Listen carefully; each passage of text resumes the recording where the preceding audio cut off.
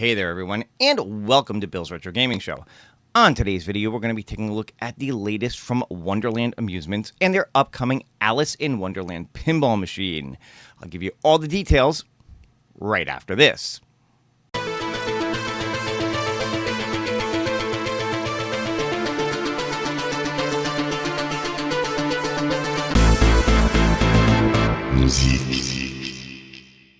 Alright everyone, as always, thank you so much for tuning in and checking out this video. If this happens to be your first time on the channel, be sure to hit that subscription button, click the notification bell if you want to be notified every time I put up a new video, give this one a thumbs up, and leave a comment below if you want to be part of the conversation.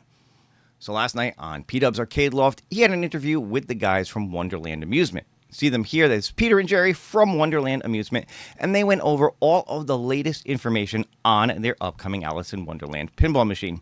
Now, this was a fantastic interview, but it went for a good hour and a half, so obviously I'm not going to cover everything that they talked about during this stream. If you want to check it out for yourself, I will have a link in the video description for you guys to check this out, and I definitely suggest you do if you missed it. Great stream, a lot of detailed information. However, pDubs was kind enough to send me a bunch of the pictures that were used during this stream. So what I want to do is I want to show those off to you guys and give you my thoughts and opinions on how I feel this is coming along.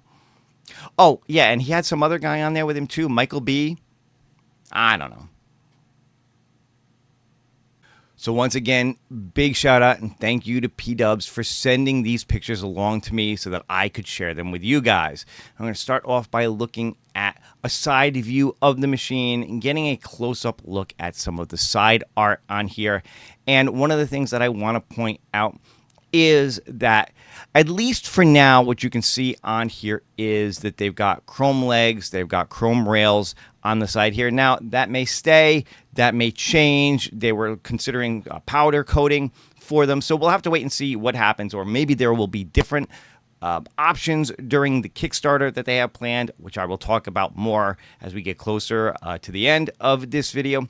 But what I really want to do is focus in just on all the pictures, give you guys some close-up details, some close-up looks at it. Zooming in on this picture to give you guys a close-up view of the side art. The side art is going to be the same on both sides of the machine, which is, you know, pretty typical for pinball machines. I do really like the direction that they're going with this. I think the artist that they have for this has done a fantastic job. And I love that they listened to fan feedback, because the original Alice, as you'll see on the back glass, had a much more like darker tone to her. She almost looked kind of zombified in a way. They've changed that up. They've made her look a little bit more just like a little girl who is really out of her element, with all these other kind of gothic, macabre characters around her. Even the rabbit looks a little sinister. I know they mentioned that on the show last night. I do agree that he's got kind of a sinister look to him, not this cutesy look. They didn't want to go with this cutesy, Disney-fied look to Alice in Wonderland. They wanted to really make it look like she was in a place that could be dangerous in a lot of ways, and I feel like she's definitely got more of that fish out of water look, that more innocent look compared to all of the other characters around her, and I think that works really, really well for this machine. Also a big fan of the logo, the Alice Goes to Wonderland logo. It just looks really fantastic right in the middle there. Lots of vibrant colors here. It's very colorful. It really pops, and I think it's going to look really good in anybody's home arcade. It's really going to stand out. Moving up, here's a look at the side art on the back box. Give you guys a close-up view of that. You can see here a bunch of the characters on the side. You've got the caterpillar, the rabbit, the Mad Hatter, whatever this thing's supposed to be here. I don't even know. Now, what's interesting is, even though this is packed with a lot of characters on it, it's weird. It still doesn't feel crowded. The main characters that are the focus here, the three main characters that are the focus, really still stand out, while you've got all this other stuff going on in the background, and I really like it. And again, you can get more of that kind of sinister, macabre, gothic look here with these characters. again, the rabbit, the Mad Hatter, they look nefarious as opposed to Alice, which I think is really, really cool and really stands out. It's a beautiful, this is going to be a beautiful piece, regardless of how it plays. And I got to tell you, I thought it looked like it's going to play fantastic on it. But regardless, this is going to be a beautiful machine for anybody to have in their home, at least in my opinion. I'm taking a look at the machine from the other side. Again, you can get an idea here that the side art on the machine and the back box is going to be mirrored to what it is on the other side. So regardless of which way you're looking at this, you're going to see that beautiful art on it. And I think that works well for this. Now, again, you can see the art on the back box here, which is something that has been shown and covered before. But here you go. Just wanted to give you guys a quick view of the back box here. Again, you've got the Alice Goes to Wonderland logo up here. You've got all these characters on the side with Alice in the middle, looking lost, looking scared, looking like a little girl with all this kind of, just evil characters around her. Even the ones that are supposed to be kind of like her friends look a little scary. And I love it. I love the Cheshire Cat in the middle like this. It's just such a great looking piece. So here's a little bit of a close-up view of the front of the machine. Now, right now, there is no art on it. It's just a plain black front with the Wonderland logo on this. There is some debate as to whether or not they're going to keep it plain black or do some artwork that kind of continues the theme on both sides of it. So we'll have to wait and see what happens with that. The plunger here, again, very basic, but this is supposed to change. Their plan is to make this area here kind of resemble a keyhole and make the plunger look like an old-time skeleton key. So we'll have to see what that winds up looking like once they get some final production on this. Hopefully by the time the Kickstarter starts, we'll get to see more of that. And then there's this front panel, almost coin door-like spot, which again is something that is definitely going to change by the time this goes to production. This is kind of like a first pass, almost 3D printed look to it. They know this is going to change. It's going to look different by the time this comes to market. How it's going to look, we'll have to wait and see. One of the things that they talked about is that right here is, of course, you've got your on-off switch. Now, whether or not they're going to keep that right on the front here or move that someplace, like perhaps underneath the machine or towards the back on the back box, we'll have to wait and see. I think a lot of people would like to see this be moved and not in an area where you could maybe accidentally turn the machine off or on and off while you're playing and things like that. You've got a D-pad here, a little directional pad, which is going to be for things like picking gameplay mode, getting into a menu system that lets you change things like flipper sensitivity and things like that, picking number of players, inputting your name into it when you finish the game. And yes, there is going to be Wi-Fi on this. There is going to be global leaderboards. There is going to be the ability for them to download updates and code changes and things to the machine. So that's good to know as well. You've also got a volume rocker on the side here, and then these buttons for things like starting a game and things like that. The second button here is kind of just a placeholder. They haven't decided what this is going to be for, so this may go away. This may have some kind of functionality. We'll have to wait and see. Again, this area here is supposed to change, hopefully, again, by the time this hits the Kickstarter. Of course, you can also see on this side here and on the other side here are the flipper buttons as well. So now moving on to the Playfield itself. And again, this is getting closer and closer to done, but there's still some things that they want to tweak and they want to change on it. Now, I do think that the overall layout of this, for the most part, is going to be the same. They did say that some of the areas around the ramps and different things felt a little bit tight when you're playing, so that is something that they may want to work on. They did show a quick gameplay video as well. Unfortunately, that I don't have. Again, check out pDubs interview for that. You could see that on there. But it did feel like the game maybe plays a little bit fast, so they might play around with some of like the flipper sensitivity or maybe the angle of the playfield so it doesn't feel like it rolls quite so fast downhill. We'll have to wait and see how that comes. They know there's still tweaks to gameplay that they want to make on this. As for the look itself, the art on the playfield here is really, really close to done, but they are making some changes to it. For instance, you can see Alice here, how she's kind of looking off to the side, and she's still got almost that kind of zombified look, especially around the eyes there with this key above.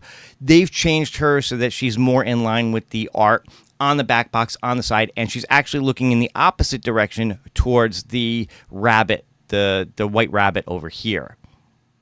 Now, there are still other changes that need to be made to this. The blade art here is not finalized. The caterpillar over here is going to be shaded slightly differently. He's a little too just flat green here, so his shading is going to change. There's some talk about changing this Mad Hatter and the Cheshire Cat in the back here from being these kind of 2D images to being fully 3D toys on here, which may or may not wind up being Kickstarter incentives that you can add on to this. The look of the bumper mushrooms here, again, going to change a little bit, but this is getting closer and closer to the final look of the machine. And I'm a big fan of this ramp here with the cards on it. I do think that's got a really cool look to it, although they did say that the ramp itself is actually going to change to a clear plastic so you can see, especially on the side here, what's going on underneath, which I think is a good call on their part. But overall, it's definitely coming along.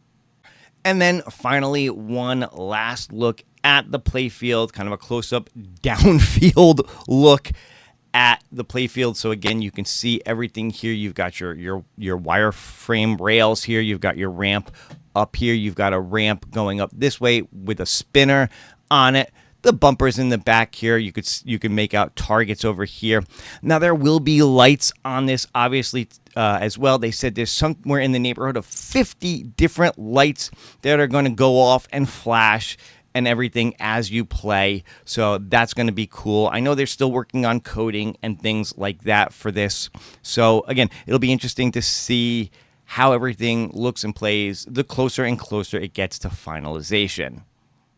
So for those of you that are on or closer to the West Coast than I am, being on the East in New York, if you wanted to see this machine in person, get a real close-up look at it, see how it plays, see how it looks, they are going to be at WonderCon in Anaheim, California on March 28th through 30th. So if you're planning on going to WonderCon, or if you've been thinking about going to WonderCon, get your tickets, go and check out Alice Goes to Wonderland at the Convention Center on March 28th to 30th. This should be a lot closer, possibly even the finished model by the time they get to this convention. So you'll get to see the latest and greatest on this, really get a chance to check it out and see how it plays. And of course, if you're really interested in this machine and you want to check out how everything is going, this is their Kickstarter page. Now, the Kickstarter page is not live yet, but they are planning on this going live sometime in mid-March. Right now, they're targeting March 11th, but it may slip 1 week from that. We'll have to wait and see how things go. But hopefully, this should go live sometime in March, and that's when we'll get to see even more of the final product. That's when we'll get to see final pricing on this. They are targeting under $1,000. Now, whether or not that means $9.99, we'll have to wait and see. Also, we'll have to find out what the shipping costs are going to wind up being on this, how they're going to ship it, things like that. That may not all be in the Kickstarter, but there's definitely more info to come. Will there be incentives on this? Like I said, they did talk about having some 3D toys and different things on here that you can get as incentives for this. Of course, if you do wind up missing the Kickstarter, if you're not ready to purchase this just yet, they're also talking to retail outlets. So it's very possible that in the future, once this Kickstarter goes through, once they start mass production on this, that you might wind up seeing this in a Best Buy or a Costco or something along those lines. Now, they didn't mention those retailers. I'm just throwing those out. We don't know which retailers they're talking to yet, but it's a very good possibility that this could come to retail market as well. And hopefully, if this goes well, they are planning on doing further pinball machines in the future. Wonderland Amusements wants to stick around. They want to make this their thing. They want to have a line of home pinball machines that people can fit in their home arcades that are much more affordable than some of the other options out there, but still play good, still have that real pinball feel to it, even at an 80% size. So again, I will have a link to the Kickstarter in the video description so you can check it out. You see here, there's already 1,700 followers on this. They haven't even gone live yet. So there's a lot to look forward to, and there's a lot of excitement around this pinball machine. And there you go. That is a look at the latest on Alice Goes to Wonderland from Wonderland Amusements. What'd you think? Let me know your thoughts in the comments below. I have to say, Wonderland Amusements has been very open about showing us their journey from basically an empty shell at a convention last year to where they are now. And they know that there are more changes to come. They know that they're this close to the finish line and just need to do a few more tweaks to get it over that last little hump. Now, they're about a month away from their Kickstarter launching in March and showing this off in Anaheim, California. So they've got just about a month to get as much of this wrapped up as they possibly can. And I think they are really, really close to it from what I've seen so far. Again, if you want to get even more information, if you want to get a deeper dive, get a lot of your questions answered, be sure to check out the interview that pDubs and Michael B did last night on pDubs Arcade Loft. Link in the description below. It was a great interview. I think they did really well with it. And I'm looking forward to seeing more information from this in the next month as they're ready to start this Kickstarter. But again, let me know your thoughts in the comments below.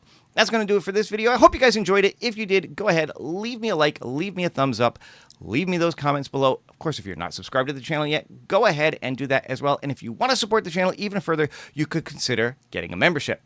But that's all for now. I will see you guys on the next one. Take care and happy gaming.